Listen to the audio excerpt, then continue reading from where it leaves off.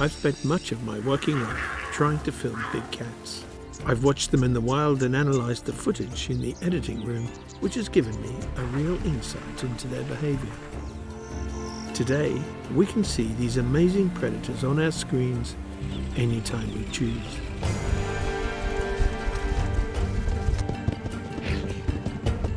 But until quite recently, we knew practically nothing about them.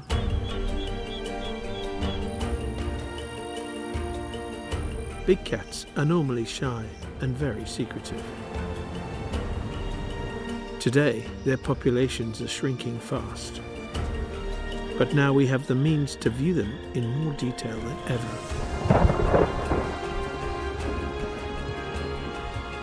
And learn the intricacies of their lives.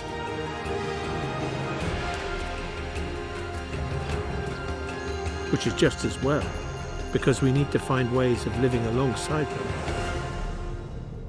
before they disappear forever.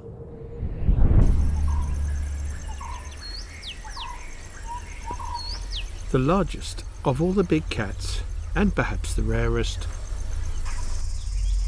the tiger. This animal has almost completely disappeared from its former range. We've barely had the chance to discover it at all.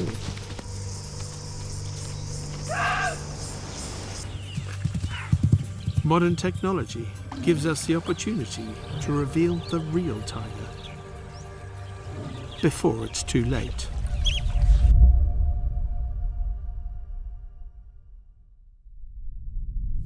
We often think of the tiger as a creature of tropical forests, but actually its true home may well be in colder climes.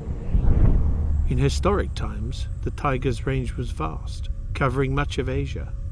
They were commonly found from the Russian Far East all the way to Turkey. Today, only 500 or so of these Siberian tigers survive in the Amur region of Russia.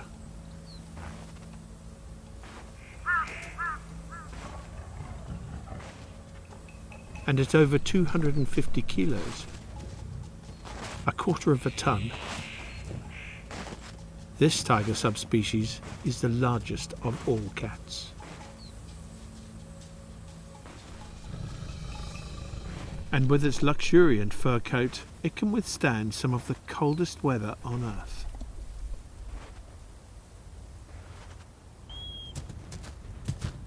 Like other members of the cat family, tigers get their phenomenal strength from special muscle known as very fast twitch muscle.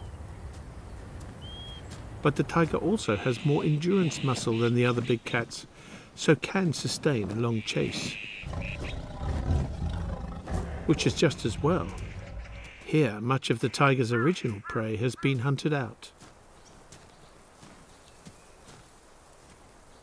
Eurasian elk and other deer only survive in low densities.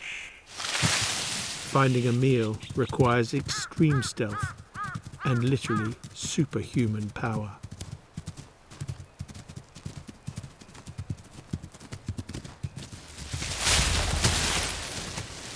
Today, Amur tigers inhabit an area of some 40,000 square miles, which works out at about 200 square kilometers per tiger.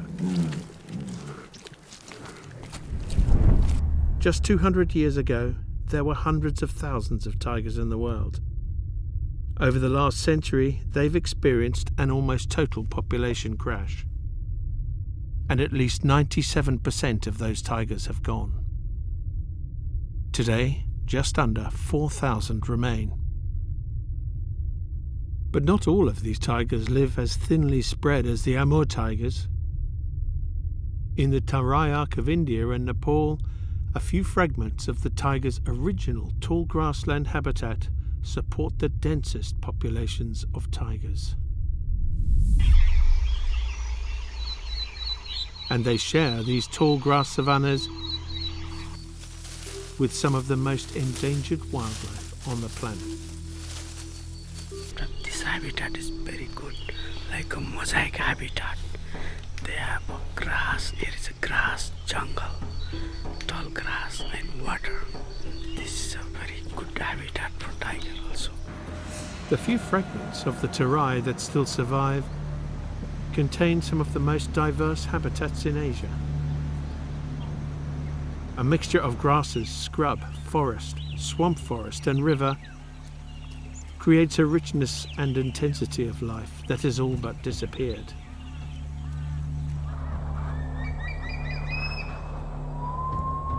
While these savannas may harbour the densest populations of tigers in the world, it isn't where most tiger films are made, for one very good reason. It's almost impossible to see tigers here at all. Grass and other thick vegetation obscures almost everything. Only the very biggest animals are visible. Wild water buffalo, the largest of all buffalo, are rarer even than tigers. At over a ton in weight, with huge tiger-ready horns, these would be a daunting prospect for the biggest of all cats. Even more massive than the buffalo are gaur, the closest wild relative of the extinct aurochs that tigers once hunted in the north. At over 2 meters high at the shoulder and 50% heavier than even the American bison, they dwarf domestic cattle. And yet, wherever gaur are found, they are definitely on the tiger's menu.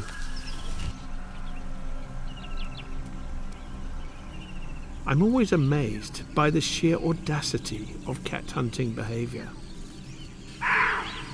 They frequently tackle prey many times their own weight, with no apparent concern for their safety.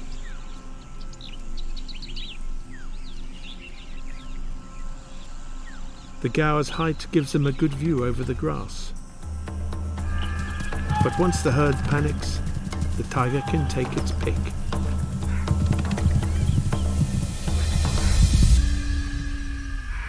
This isn't an animal that a lion could tackle on its own. And yet this tiger has brought down an animal 6 times her weight, and then drags it using only her teeth.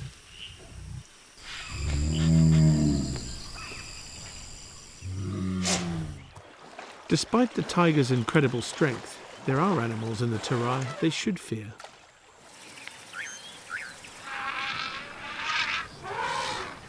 Elephants can be a bit of a problem, terrorizing tigers whenever they meet them.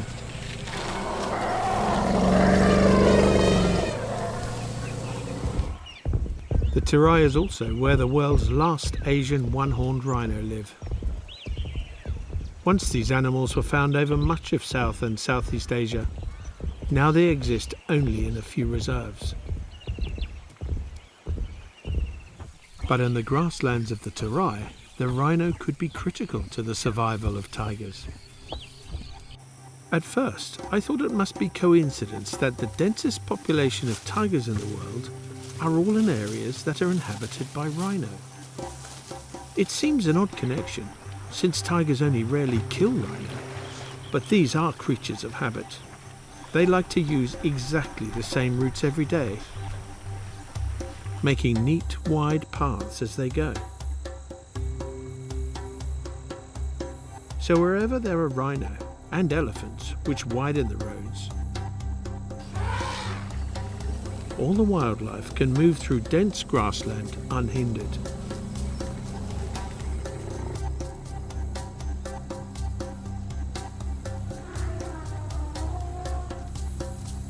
Tiger footprints are frequently found on these rhino roads.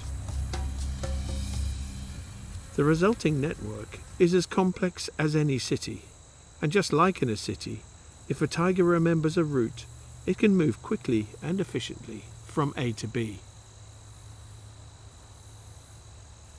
The combination of the trail-making megafauna, along with regular flooding which brings extra nutrients, allows this habitat to support large herds of potential tiger prey.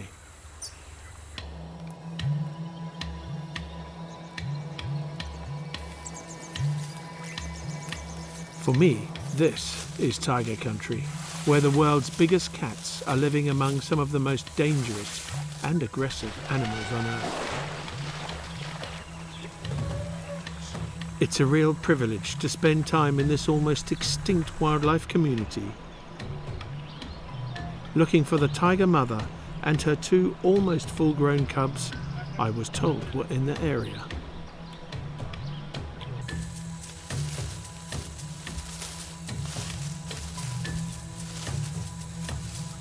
In the dry season, the grass is shortest and gives me the best chance of seeing a big cat.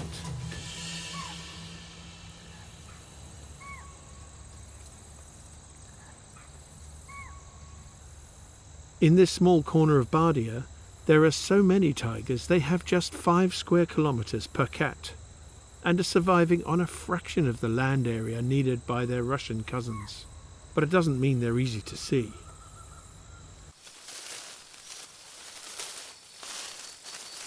Waiting for days on a likely riverbank normally reveals an extraordinary parade of potential tiger prey, and very few tigers.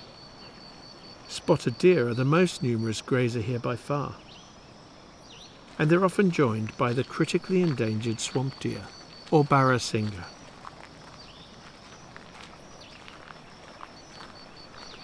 Rhinos would make scarily close passes,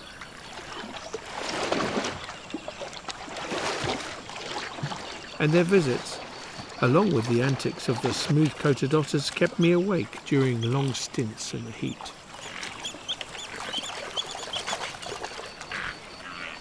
When not in the water, the otters love a bit of croc bothering.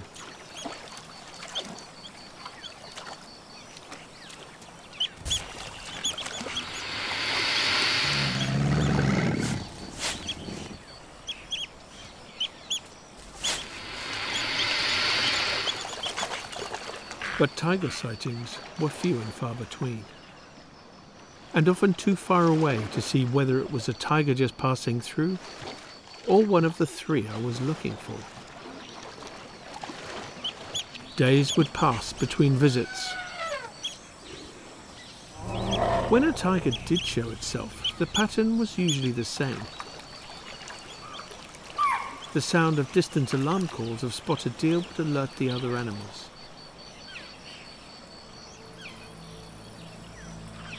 Almost invisibly in the grass, a tiger was moving towards the water.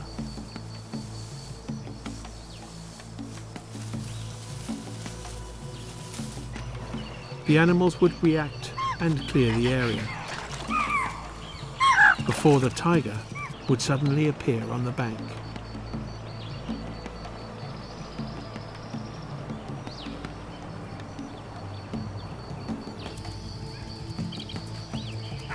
This looked like a young female, so was perhaps one of the family I was looking for.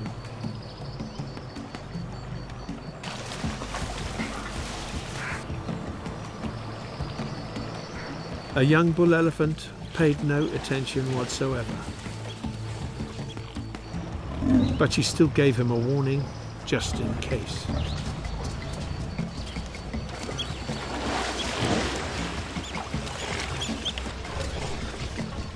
So far, I've not seen any sign of hunting or a mother with 2 large cubs.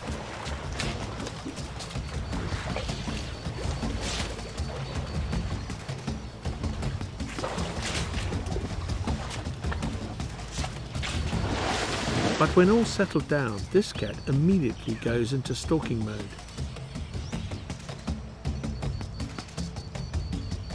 And there's another tiger. The otters start to get nervous.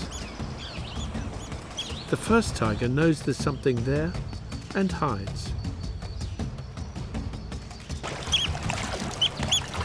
And now the second tiger appears, also a young female. Hearing a sound behind the tuft of grass, the second tiger stalks in for a closer look.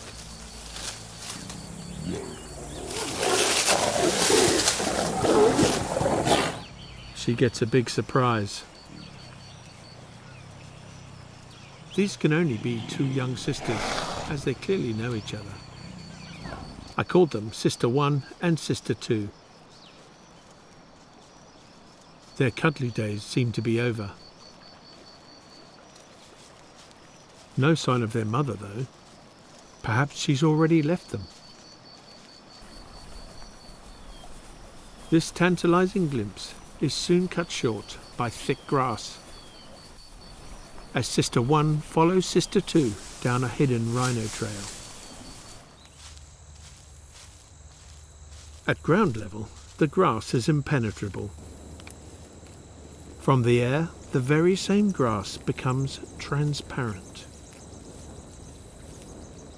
Luckily, in Bardia, there are a few 20-metre towers built for surveying the wildlife and guarding against poachers. They offer a perfect vantage point to see what the sisters are getting up to.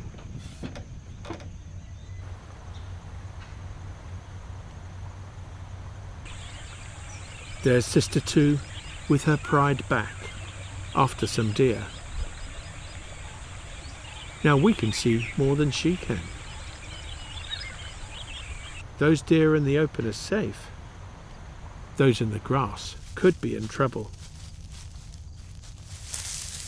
However, I'm told this youngster is only 26 months old, so is probably a novice when it comes to stealth and patience. Even though the deer are running close to her, they don't know exactly where she is. And the tiger can't see exactly where the deer are. She has to rely on hearing.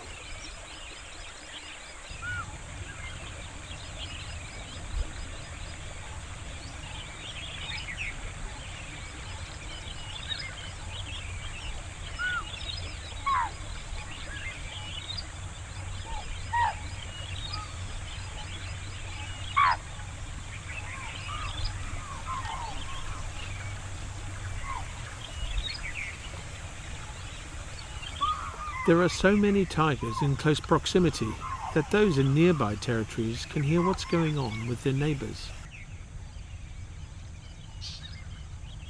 Not far away, an adult female listens to the mayhem caused by Sister 2.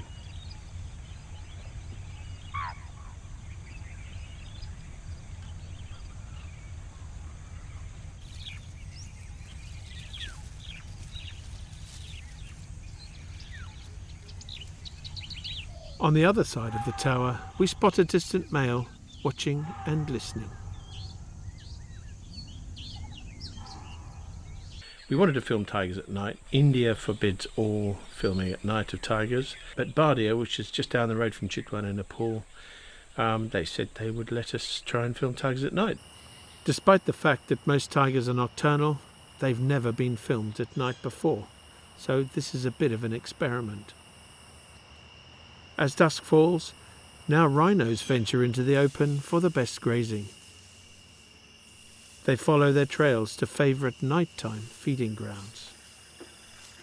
Oh wow, he did a nice spray there.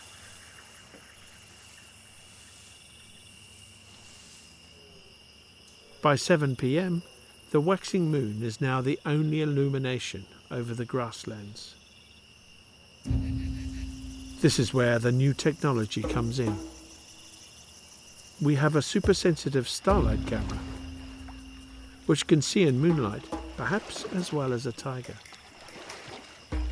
We also have a thermal camera which detects the heat from animal bodies. A group of deer have gathered where the grass is short and where they can see what's going on. The rhinos seem nervous.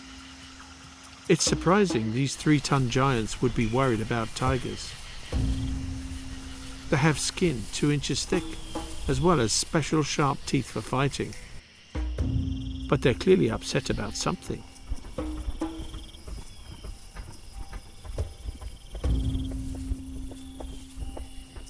And suddenly, there's a tiger on the road.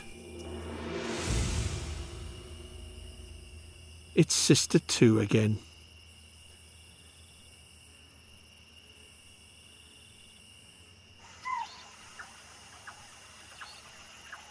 The deer can see her perfectly well.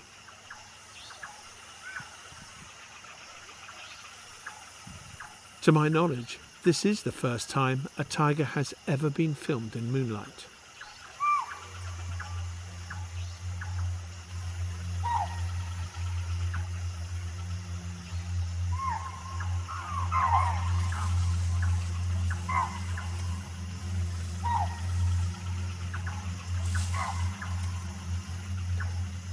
She makes her way towards the sound on a small deer track.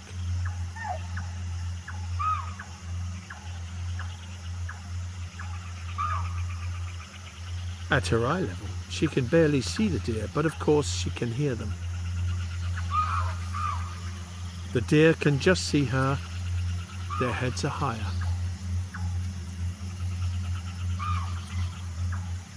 We also have amazing high-resolution camera traps placed on various trails around the tower.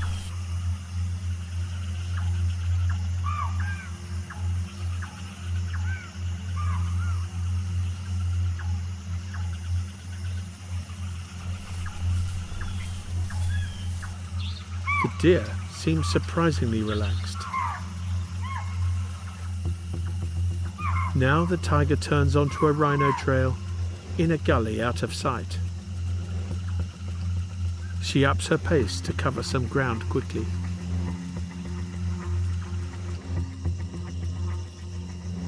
When she emerges at the other end, it's as if the deer were expecting her.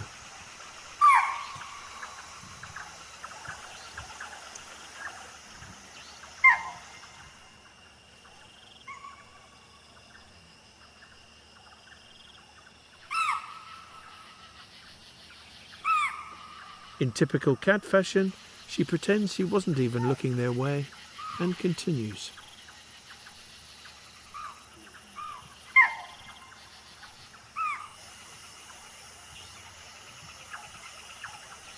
It's hard to tell whether this was a serious attempt or just a cub practicing its moves. Not so much a failure as good experience gained.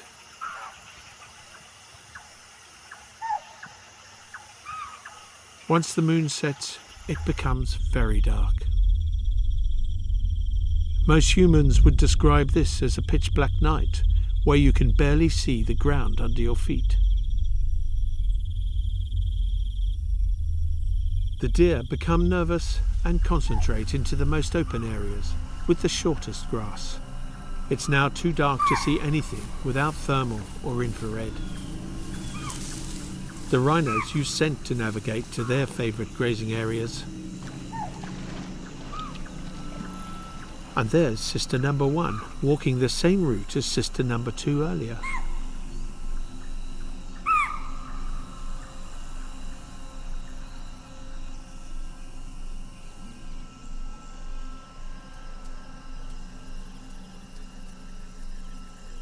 Finally, the cub's mother makes an appearance on the trap cam.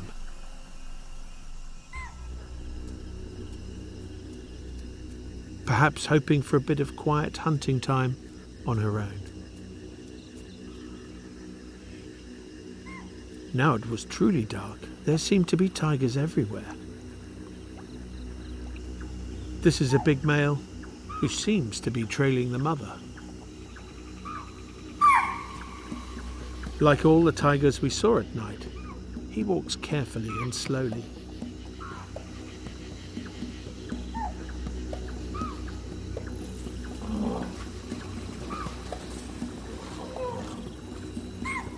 The mother can hear rhinos feeding in the river and changes her course to avoid bumping into them.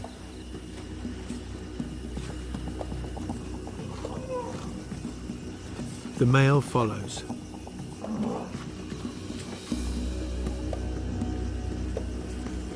Sister number 2's not far away, trying to sneak up on some sleeping deer, although she has no idea exactly where they are.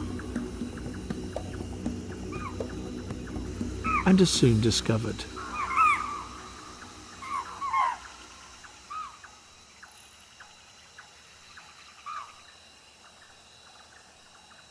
"500 meters away on the other side of the tower, sister number 1 is looking for a lead.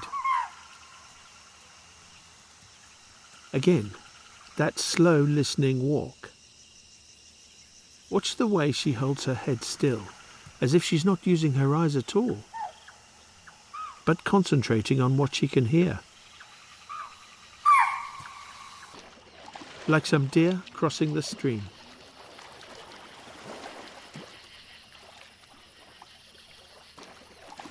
She makes her way towards them silently, using a detailed mental map of hundreds of trails.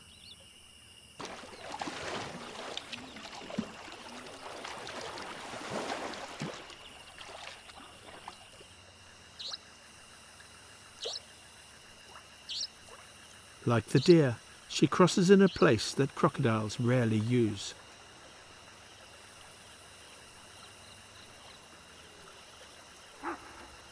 Tigers have the biggest brains of all the cats, perhaps to remember complex routes.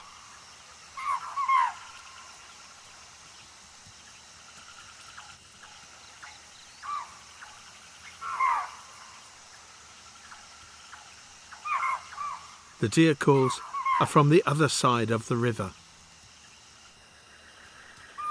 There's definitely another tiger moving around nearby. It's a good distraction for sister number one, so she can cover some ground quickly, but she should take care. Meeting another tiger could be dangerous.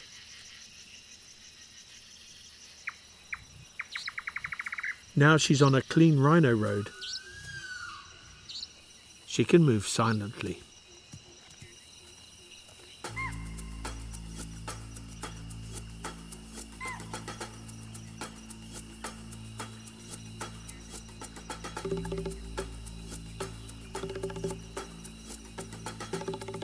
She's actually looking quite well fed, and probably isn't that hungry. But at her age, hunting like this is everything she wants to do. She's like a student revising for her exams, and soon she won't have her mother's safety net. Now that she's not on a trail, any slight mistake could reveal her presence. Her hearing is so acute, she knows what the deer are doing, but they're looking the wrong way.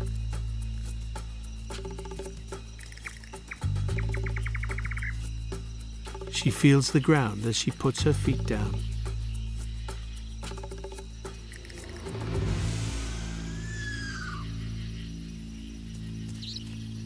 This stage of a tiger hunt is rarely filmed, as normally the tiger would be completely invisible.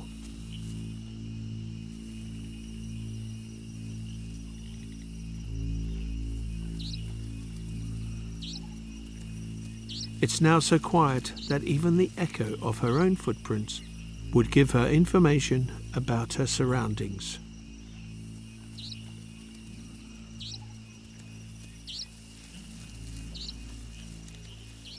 She's definitely got the hang of silent stalking.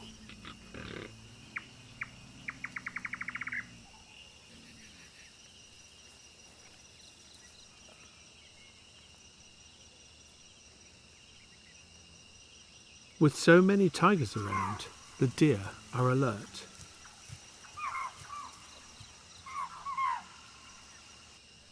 The deer call is not for her.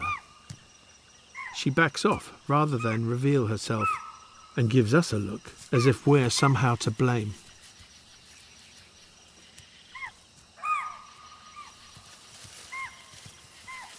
She needs to lie low for a while.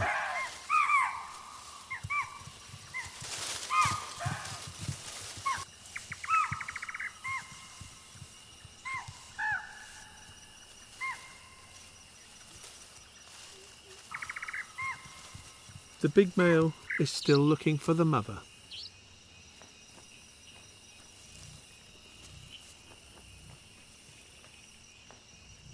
And now he's found sister two. She's the one running for her life. He wouldn't want to see any cubs around if he's chatting up the mother, especially if they aren't his.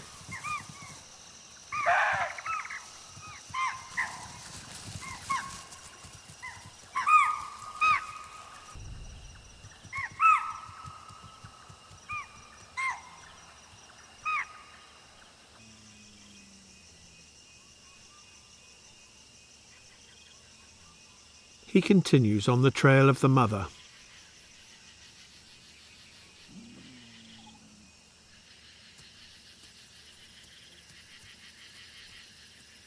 Sister 1 finds a safe place to hide.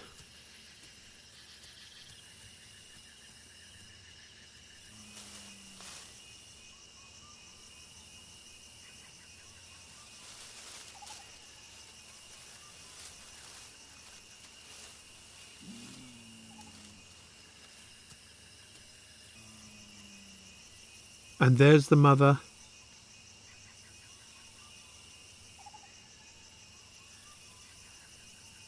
The male makes a small grunt to announce his presence. She knows who it is anyway. She looks as if she was expecting him.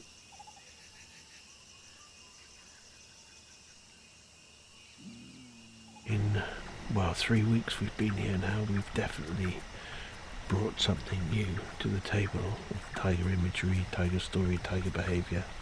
I don't think anyone's ever been able to observe tigers at night as we have done in the last few weeks. And we filmed some fantastic tigers in moonlight, and we got some good infrared behaviour. We got some really nice 2 shots of tigers where we can see the tiger looking for the prey, and it can't see the prey, but the prey can see the tiger, and it's all alarming.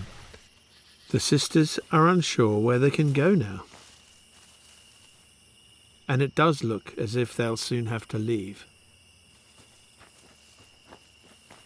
Their desire for a territory of their own will gradually drive them apart. From what I've seen, they probably do have the skills they need. But from here, their options are limited.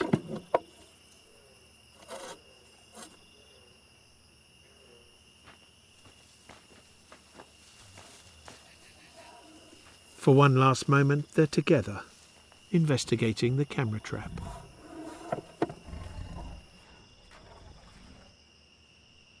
The other extraordinary thing about this place, the densest population of tigers in the world, is 2 kilometres from a village. I can see its lights twinkling just over there, in fact. We've had a wedding season, so they have parties. They have very loud discotheques. Incredibly, all this has taken place close to a growing village in what was recently a buffer zone.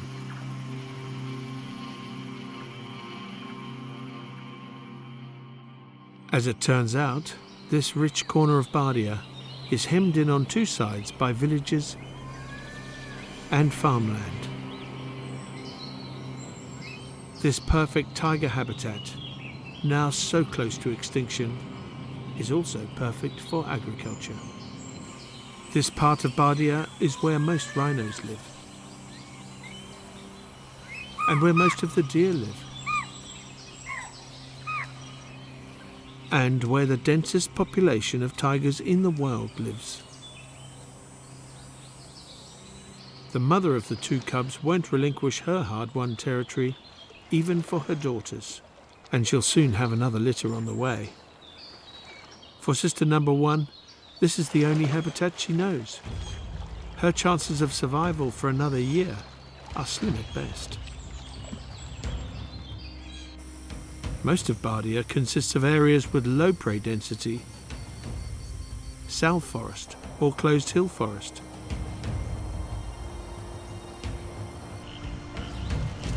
There are only a few other reserves where this habitat can still be found, complete with their prehistoric megafauna. Tiger heaven. Good tiger habitat with tigers is far more endangered than the Amazon rainforest or coral reefs. Yet in the north, there are still huge areas that recently supported Amur tigers and could do so again.